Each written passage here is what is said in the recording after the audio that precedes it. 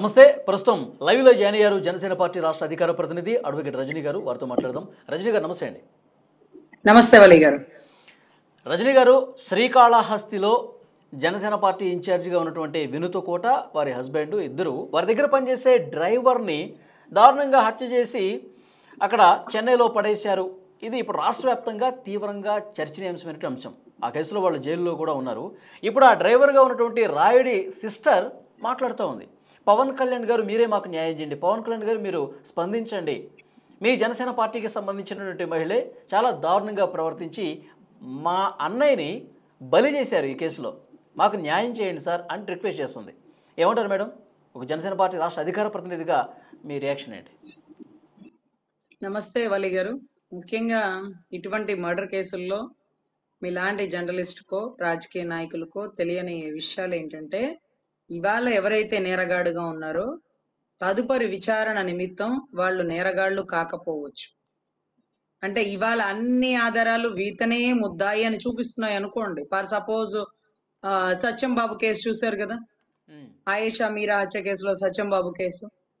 ఆవిడ ఇతను కాదు అని చెప్తున్నా సరే పోలీసులు అందరూ ఇతనే వచ్చినాడు, గోడ దూకి వచ్చినాడు, ఈ కత్తే వాడినాడు, 4 పూట్లు పొడిచినాడు, చిరుత సినిమా చూసి వచ్చినాడు, అమ్మాయి పొట్ట మీద లేకపోతే ఇంకొక పాటలో చిరుత అనే ఒక బొమ్మ వేసినాడు, అనే సినిమా పేరు రాసినాడు, ఇవన్నీ చిత్రీకరించినారు సార్. 7 సంవత్సరాల అనంతరం మళ్ళీ అతను నిర్దోషి అనడానికి యావత్ రాష్ట్రంలో ఉన్నటువంటి వకీళ్ళందరూ కనుక్కొని పిచ్చుక శ్రీనివాస్ అనే ఒక అడ్వకేట్ గారు, ఆయన పౌర హక్కుల అడ్వకేట్ అనుకుంటా సార్, మా సీనియర్ మా గురువు గారు. సో ఇటువంటి వ్యక్తులు అందరూ వచ్చి అతన్ని దోషి కాదు నిర్దోషి అని తెలిసినారు. ఇక్కడ నేను ఒకటే చెప్తున్నాను సార్, ఒక లేడీ క్యారెక్టర్ ని మనం చూడకుండా సరైన ఆధారాలు మన దగ్గర లేకుండా మనం మాట్లాడకూడదు. ఒకవేళ ఏమన్నా ఆధారాలు ఉన్నప్పటికీ అది ఏ పరిస్థితి, అది ఎంతవరకు నిజము, ప్రలోభ పెట్టారా, ప్రవోక్ చేసినారా, లేకపోతే మత్తులో ఉన్నప్పుడు చేసినారా, లేకపోతే ఇంకేదైనా భయపెట్టినారా, వాట్ ఎవర్ ఇట్ మేబీ, మనకు అసలు ఎందుకు అసలు. సో ఇప్పుడు నాకు అర్థం కాని విషయం ఏంటంటే, పవన్ కళ్యాణ్ గారిని న్యాయం చేయమని అడుగుతున్నటువంటి వారి సోదరికి పవన్ కళ్యాణ్ గారు ఆల్రెడీ మీరు అడగకుండానే, కనీసం ఎంక్వైరీ చేయకుండానే, ఆమెతో విచారణ చేయకుండానే పవన్ కళ్యాణ్ గారు ఇమీడియట్ గా తక్షణమే తీసుకున్న నిర్ణయం పార్టీ నుంచి చేసినారు. అంటే మీరు ఆయన ఏమీ చేయలేదా ఏంటి చెయ్యంటే ఆయన అంతవరకే చేయగలరు, అదే ఆయన పరిధి. సో ఇక్కడ ఆవిడ వంతు విని, లేదు సార్ వాళ్ళు అబద్ధం చెప్తున్నారు సార్, వాళ్ళు నిజం చెప్తున్నారు సార్, లేకపోతే నేను మంచిదాన్ని సార్ అనే వర్షన్ కూడా లేదు. అక్కడ తప్పు అనేది జరిగింది కాబట్టి అసలు ఆ తప్పు ఎవరు చేశారు ఏంటి అని నిరూపించుకొని అయిపోయే వరకు జానీ మాస్టర్ అతను డాన్సర్ అనుకుంటా, అతన్ని కూడా అలాగే పార్టీకి దూరం పెట్టినారు కదా. ఎలిగేషన్ వస్తే ఎవరిని ఉపేక్షించరు సార్, వీరు నా వారు, నాకు సంబంధించిన వారు అని ఆయన ఎప్పుడు భావించరు. తప్పు వచ్చింది కదా, ఎలిగేషన్ క్లియర్ చేసుకోండి ఫస్ట్. ఎందుకంటే మళ్ళీ పార్టీకి మన వల్ల. కానీ మాకు న్యాయం జరిగింది ఎక్కడ అని చెప్పి క్వశ్చన్ చేస్తుంది వాళ్ళ సిస్టరు. ఇప్పుడు రాజకీయం చేసేసి ఇప్పుడు అక్కడ ఉన్నటువంటి ఎమ్మెల్యేకి ఈమెకి పడట్లేదని చెప్పి ఏదో మధ్యలో మా అన్నయ్యని బలి చేసేసారు, ఇది పూర్తిగా కేసు నుంచి తప్పించుకోవడం కోసం ఎమ్మెల్యే పేరు వాడుకుంటున్నారు అని చెప్తున్నామే. సార్ ఇక్కడ ఆయన పరిధి అంతవరకే సార్. ఇక మిగతాది పోలీస్ శాఖలు చూస్తారు, లాస్ట్ హోమ్ మినిస్టర్ చూస్తారు, లేకపోతే ఇంకొక వారు చూస్తారు. ఆయనేమి వకీల్ కాదు కదా, వెళ్ళి కోర్టులో కేసు వాదిచ్చేసి గెలిపించేసి ఊరు తీసేసేయడానికి, ఆయన సోదరుడికి జరిగినటువంటి అన్యాయం ఊరు చేశారని కనుక్కోవడానికి ఆయన వకీల్ కాదు. ఆయన ఒక పొలిటికల్ లీడర్, ఒక పార్టీ ప్రెసిడెంట్. ఆయన పరిధి వరకు గతంలో పోటీ చేసిన ఎమ్మెల్యే అయినప్పటికీ, పార్టీకి సుపరిచితురాలు అయినప్పటికీ ఒక ఎలిగేషన్ ఎదుర్కొంటుంది కాబట్టి ఇమీడియట్ గా పార్టీ నుంచి బహిష్కరించారు. సో ఇక్కడ నేను ఒకటే చెప్తున్నాను, ఆవిడ వర్షన్ కూడా ఆయనేమి ఇలా కాదు అలా అనలేదండి. ఎందుకంటే నిజాలు అనేది కోర్టు నిర్ధారించాలి, సమయం నిర్ధారించింది. లేకపోతే ఇవాళ మీరు అంటున్న ఇంకొకటి, అసలు ఎలిగేషన్ వచ్చింది వాస్తవం, ఆవిడ మర్డర్ చేసినారా లేకపోతే చెన్నైలో డోర్ డెలివరీ చేసినా, అదంతా ఇన్వెస్టిగేషన్ జరుగుతుంది. ఈ లోపే క్యారెక్టర్ అసాల్ట్ చేసేయడం, ఆవిడ అలాంటి మనిషి, ఆవిడకి సంబంధించిన వీడియోలు బయటకు వచ్చినాయి అని ఒకవేళ అలాంటి వీడియోలు బయటకు వచ్చినాయి అని మాట వస్తే అది దర్యాప్తులో ఉన్న కేసు. ఒక లేడీ ఎలిగేషన్ గురించి ఏ మాత్రం పిన్ టు పిన్ ఇన్ఫర్మేషన్ కూడా పోలీసు వారు బయటికి చెప్పకూడదు. ఒకవేళ పోలీసు వారి దగ్గర సమాచారం ఉన్నా చెప్పరు. ఉమ్. కానీ ఇక్కడ పోలీసు వారి దగ్గర ఏ సమాచారం లేకుండానే మీడియా బృందాలు వినీత కోట గారికి వీడియోస్ అవి ఉన్నాయంట, బెడ్రూమ్ లో కెమెరాలు పెట్టారంట అని ఇలాంటి అనుచిత వ్యాఖ్యలు చేస్తూ మీడియాల ముందు కూర్చున్న పెద్ద పెద్ద సామాజిక వక్తలకి చెప్తున్నాం, సార్ ఇది మనకు అవసరమా? మన కళ్ళతో మనం చూసినామా? ఆ వీడియోలో ఏమన్నా మీకు చూపించారా? ఆ వీడియోలో ఉన్నవాడు వినీత కోట గారా? మీరు గుర్తుపట్టారా? మీకు అవసరమా? కేసు జరుగుతుంది కదా కోర్టులో.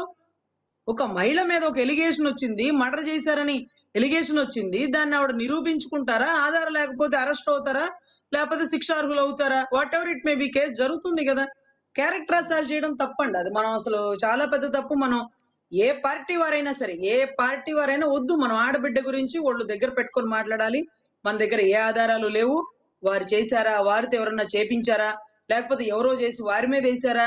మీరెవరు చెప్పడానికి? అది ప్రాపర్ ఇన్వెస్టిగేషన్ కోర్టులో జరుగుతుంది. ఒక పోలీస్ వారు వీరు మర్డర్ చేశారని చెప్పినా క్రాస్ ఎగ్జామినేషన్ లో, చీఫ్ ఎగ్జామినేషన్ లో, ఎవిడెన్స్ పార్ట్ లో ఎక్కడో చట ఎక్కడో చట కేసు ఆవిడికి ఫేవర్ గా రావచ్చు, ఆవిడికి ఆపోజిట్ గా రావచ్చు. కానీ అయితే ఏది మేడం, నిజమో ఇప్పుడు ఏది రాయుడు అబద్ధం? వాళ్ళ సిస్టరు ఈరోజు ఇంకొక వ్యాఖ్య చేశారు మేడం. ఈ కేసు నుంచి బయటపడటం కోసం, లేదంటే మీరు గొడవ చేయొద్దు అనడం కోసం 30 లక్షల రూపాయలు ఇచ్చేందుకు వాళ్ళు మొగ్గు చూపారంట. కానీ మేము డబ్బులు తీసుకోమని చెప్పి అంతకు ముందే చెప్పారంట. వినూత మనుషులు 30 లక్షల రూపాయలు ఇచ్చే ప్రయత్నం కూడా చేశారంట. అది కూడా ఈరోజు చెప్పింది ఆమె. సార్ అదంతా 100% అబద్ధం సార్. ఎందుకంటే ఎలిగేషన్ అనేది వచ్చేసింది. ఇప్పుడు వారు చేసినా చెయ్యకపోయినా రాష్ట్రం మొత్తం ఎలిగేషన్ వచ్చేసింది. పార్టీ నుంచి సస్పెండ్ చేశారు. ఇంక ఇప్పుడు వీళ్ళు ఏం చేస్తారు? ఆ మనిషిని అరెస్ట్ చేసేసినారు. భార్యాభర్తలు ఇద్దరిని అరెస్ట్ చేసినారు. దానికి సంబంధిత వాళ్ళని అరెస్ట్ చేసినారు. ఇప్పుడు ఆ 30 లక్షలు ఎవరన్నా ఇస్తారా సార్? దండగ కదా. ఈ కేసు బయటికి రాకుండా 50 లక్షలు ఇస్తున్నారంటే అరే నిజాల్ని కప్పి పెట్టేస్తున్నారు, అరే చనిపోయిన వాడికి న్యాయం చేయకుండా ఇదేంటి అని అనుకోవచ్చు సార్. విషయం బయటకు వచ్చింది, వెలుగులోకి వచ్చింది, మీడియా బృందం వచ్చింది, పార్టీ నుంచి ఆర్డర్స్ వచ్చినాయి.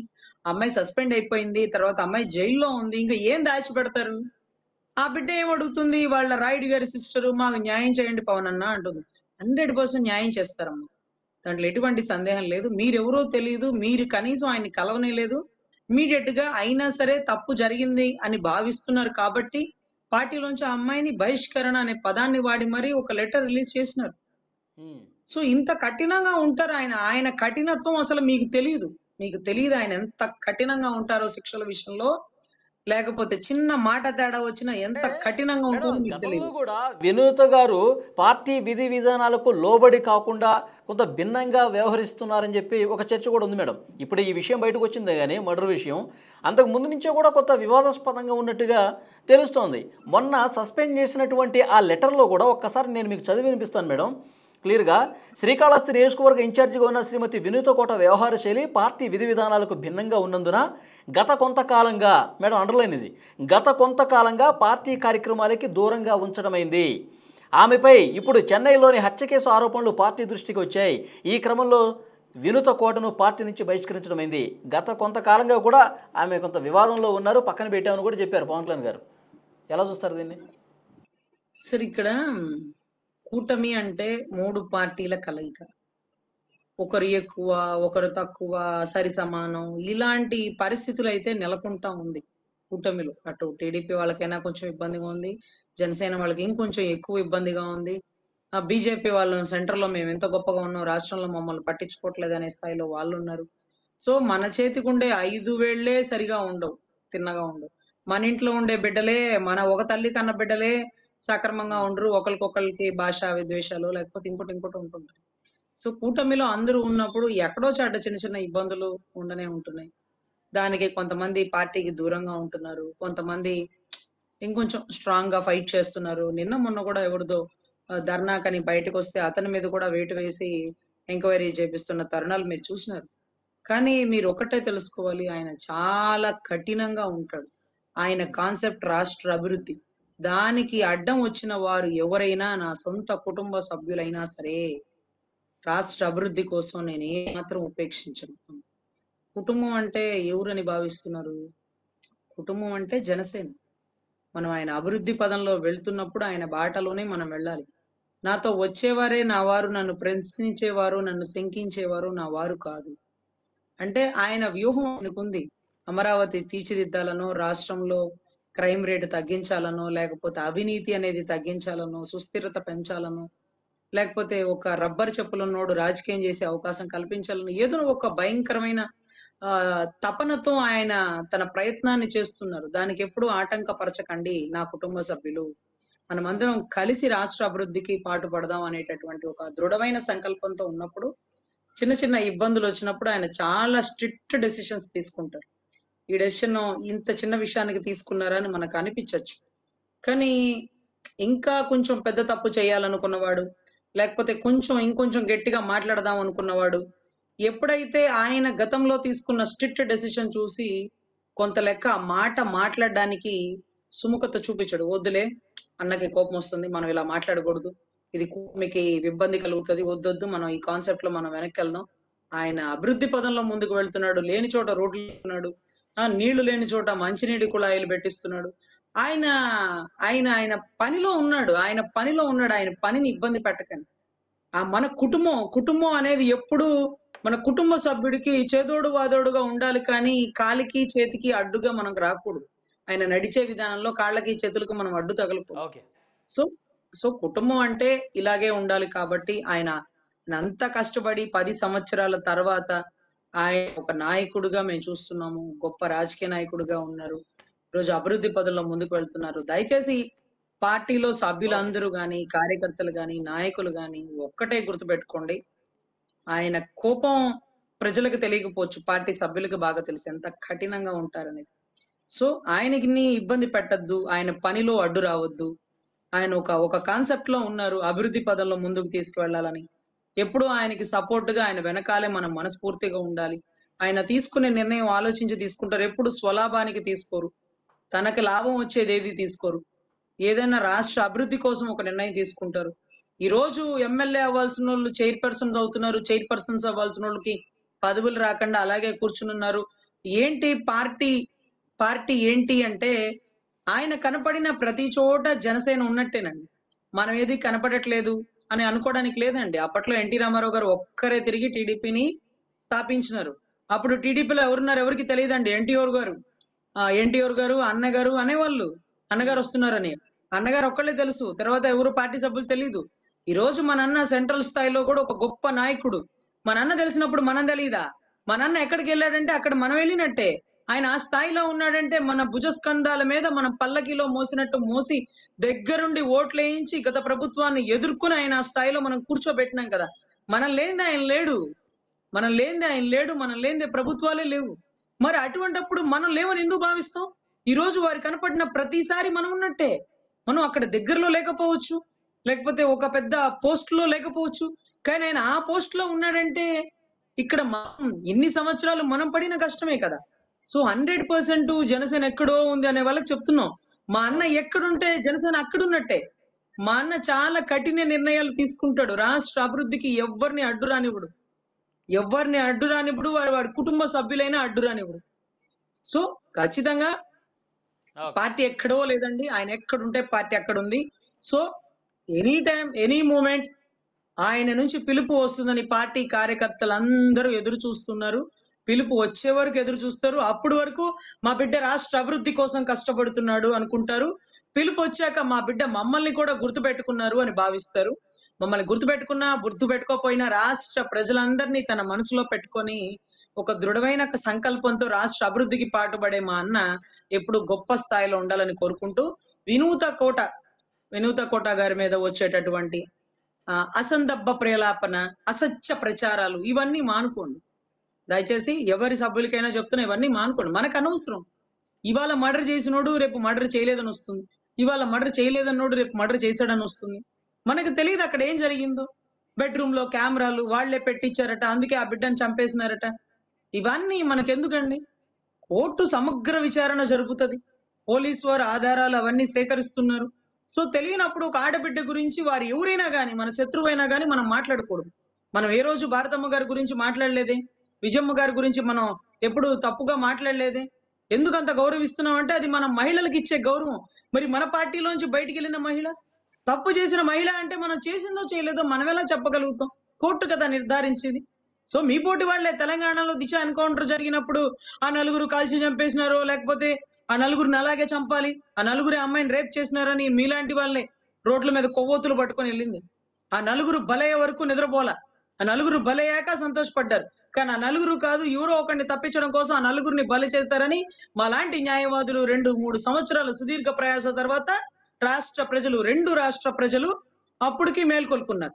సో ఈలోపు నలుగురు ప్రాణాలు పోయినాయి. సో అట్లా మనకి ఏది నిజమో ఏది అబద్ధమో తెలియనప్పుడు దయచేసి ప్రలాపన చేయకండి, అసత్య ప్రలాపనలు. అదే రకంగా రాయుడు గారి సిస్టర్కి మేము ఒకటే చెప్తున్నాం, అమ్మ మీరు అన్న గురించి అన్న సహాయం చేయండి అని అడగండి. అన్న న్యాయం చేయండి అని అడగడానికి అన్న వకీల్ కాదు కదా, ఓకే. అన్న వకీల్ కాదు కదా రైట్. న్యాయం చేయడానికి. మీరు అడగకుండానే ఆ అమ్మాయిని పార్టీ నుంచి సస్పెండ్ చేశారు, ఇంకా కూడా మీకు సహాయం చేస్తారు. అది ఆయన చేసే పని కాదు, కోర్టులో చేసే పని లేకపోతే హోమ్ మినిస్టర్ గారు చేసే పని. ఖచ్చితంగా దానికి సంబంధిత వర్క్ జరుగుతుంది. ఆ అమ్మాయికి ఆరోపణలు ఉన్నాయా, ఆధారాలా ఏంటనేది చెన్నైలో కూడా వెరిఫై చేస్తున్నారు. అమ్మాయి తప్పు చేసి ఉంటే ఖచ్చితంగా శిక్ష పడుతుంది. శిక్ష తగ్గించమని కూడా అన్న ఏ రోజు అడగడు. ఎందుకంటే తప్పు చేసిన వారు ఆడైనా మగైనా చిన్నైనా పెద్దయినా ఎవరిని ప్రోత్సహించడు. ఒక్కొక్క చాట కఠినంగా ఉంటేనే రెండో వాడు ఆ తప్పు చేయకుండా ఉంటాడు అని భావించడం ఆయన ఒక దృఢమైన సంకల్పం. తప్పు విషయంలో లేకపోతే ఇంకొక మాట తూలుడు విషయంలో ఆయన చాలా కఠినంగా ఉంటారండి. ఎవరైనా గబుక్కన పార్టీలో మాట తూలినా వెంటనే స్ట్రిక్ట్ గా నిర్ణయాలు తీసేసుకుంటారు. ఎందుకని అంత స్ట్రిక్ట్ గా తీసుకున్నారంటే ఆ తీసుకున్న నిర్ణయాన్ని బట్టి ఇంకెవరు నోరు జారు. అంటే వైసీపీ వారి గురించి తప్పుగా మాట్లాడకూడదు, వైసీపీ వారి కుటుంబ సభ్యుల్ని ఇంకేం అనకూడదు. చాలా జాగ్రత్తగా పాలసీ మ్యాటర్లే మాట్లాడాలి, తప్పునే ప్రశ్నించాలి, విధి విధానాల మీదే ప్రశ్నించాలి, కానీ వ్యక్తిగత విషయాలకి పోకూడదు అనే విషయంలో ఆయన చాలా కఠినంగా ఉంటాడండి. దాంట్లో ఎటువంటి సందేహం లేదు. Okay madam. నేను చెప్తున్నాను, కేసు జరుగుతూ ఉంది. దీంట్లో ఎవరున్నారు, ఎవరు చేపించినారు, ఎవరి వల్ల సాధ్యమైంది అనేదే మీరు తెలుసుకోండి. అంతేగాని బెడ్రూమ్ లో కెమెరాలు పెట్టారు, బాత్రూమ్ లో కెమెరాలు పెట్టారు, అందుకే అతన్ని చంపారు, చెన్నైలో డోర్ డెలివరీ చేసినారు, ఎవరో మాట్లాడతారు తెలియని వాళ్ళు. కేసులు కదా, కేసులో జరగనివ్వండి. ఈలోపు మనం మాట్లాడుకునేది ఎలాగో మాట్లాడడం, కానీ వ్యక్తిగత విషయాల జోలికి వద్దు. ఆ అమ్మాయి మర్డర్ చేసింది, అవును ఆ అమ్మాయే మర్డర్ చేసింది, అంతవరకే. అంతేకాని బెడ్రూమ్ లో కెమెరాలు పెట్టారు, బాత్రూమ్ లో కెమెరాలు పెట్టారు, ఆ అమ్మాయి అలా అమ్మాయి ఇలా, ఇదంతా తప్పు. వద్దు, మనకొద్దు. మనం పర్ఫెక్ట్ గా సబ్జెక్ట్ టు సబ్జెక్ట్ మాట్లాడుకోవాలని నేను మనస్ఫూర్తిగా మీడియా మిత్రుల ద్వారా ప్రతి ఒక్క అనలిస్ట్ ని, ప్రతి ఒక్క స్పీకర్ ని, స్పోక్స్ పర్సన్స్ ని నేను వేడుకుంటున్నానండి. తప్పు ఒక ఆడబిడ్డ గురించి మనం మాట్లాడకూడదు. మర్డర్ చేశారు అని మీరు నమ్ముతున్నప్పుడు మర్డర్ చేశారని చెప్పండి. మర్డర్ చేశారు, ఇది ఎంతవరకు కరెక్ట్, ఇది ఎలా కరెక్ట్, ఆ పార్టీలో ఉన్న అమ్మాయి అలా చేయొచ్చా, ఇంతవరకు మాట్లాడుకుందాం. That's it, correct. అంతే. క్యారెక్టర్ గురించి, వీడియోల గురించి, కెమెరాల గురించి పోలీసు వాళ్ళు చెప్తారు, అసలు ఏమున్నాయి ఏమి లేవు అని వాళ్ళు దర్యాప్తు చేస్తారు. అలాంటి దర్యాప్తు చేసిన మీకు తెలుసు, ఏదో ఒక రేపుకు గురైన ఆడబిడ్డకు కూడా మొహాన్ని ముసుకేస్తారు తెలుసా, ఒక రేప్ చేసినోడికి కూడా మొహాన్ని ముసుకేస్తారు తెలుసా. ఎందుకంటే వాళ్ళు తప్పు చేశారా చేయలేదా అనేది ఇంకా కూడా నిర్ధారించకుండా అలా ముసుగులు లేకుండా చూపించకూడదు. అది రూల్ ఆఫ్ లా. సో దాంట్లో వినుత కోట గారు కూడా ఇప్పుడు దీంట్లో ఎంతవరకు బాధ్యులు, దర్యాప్తు జరుగుతుంది. అప్పటి వరకు ఆవిడ కస్టడీలోనే ఉంటారు. కస్టడీలో ఉన్న ప్రతి ఒక్కరు నేరగాళ్లు కాదు, అదొక్కటి మరొకసారి మనం గుర్తుపెట్టుకుందాం. చూద్దాం మేడం, వాస్తవాలు త్వరలో బయటకు వస్తే మళ్ళీ మాట్లాడదాం. Thank you very much Rajani గారు. నమస్తే.